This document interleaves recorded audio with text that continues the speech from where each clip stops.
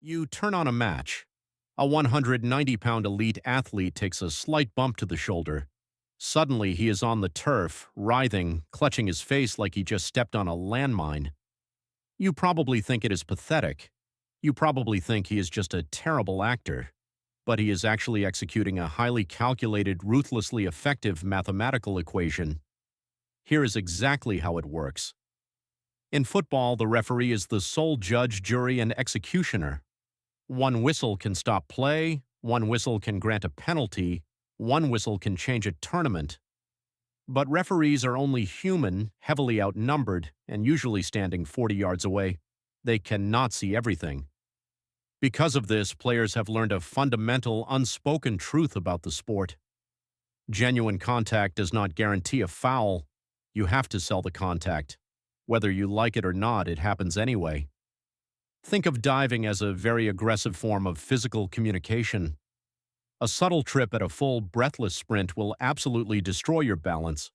But if you try to stay on your feet and stumble forward for 5 awkward yards before finally losing the ball, the referee sees a clumsy player who's simply lost control.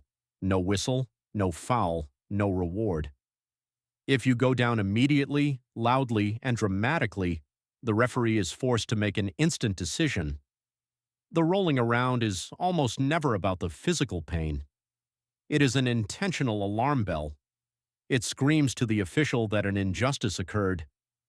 This brings us back to that mathematical equation. The potential reward of winning a dangerous free kick, safely running down the clock, or getting an opponent booked vastly outweighs the cost of looking slightly embarrassing on international television. If thrashing on the grass stops a terrifying counterattack, a smart player will do it. Every single time. They are simply trading their personal dignity for a massive tactical advantage. A cheap trade, honestly. But here is the brilliant wrinkle most people completely miss. It is not just about tricking the referee, it is about buying time. Football has no structured timeouts, no convenient commercial breaks. If your team has been defending in a blind panic for 10 minutes straight, they are drowning in lactic acid.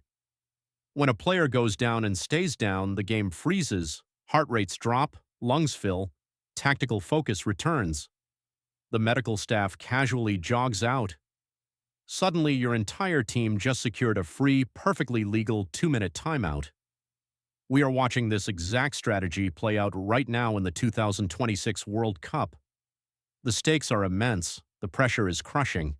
The margins between advancing from the group and going home are microscopic. When a team takes a narrow lead in the second half, watch the clock. Notice how minor fouls suddenly require medical intervention. It is not a sudden global epidemic of fragile bones. It is game management. Brutal, annoying, perfectly legal game management. So the next time you see a grown man violently clutching his ankle after a featherlight touch, do not just roll your eyes. Look closer. Understand the underlying mechanics at play. He is visually communicating a foul, killing the enemy's momentum, and buying his exhausted teammates a precious moment to breathe. It is highly theatrical. It is deeply cynical. It is entirely rational. The game has not changed. You have. You're welcome. Subscribe if you enjoyed this type of content. It means a lot.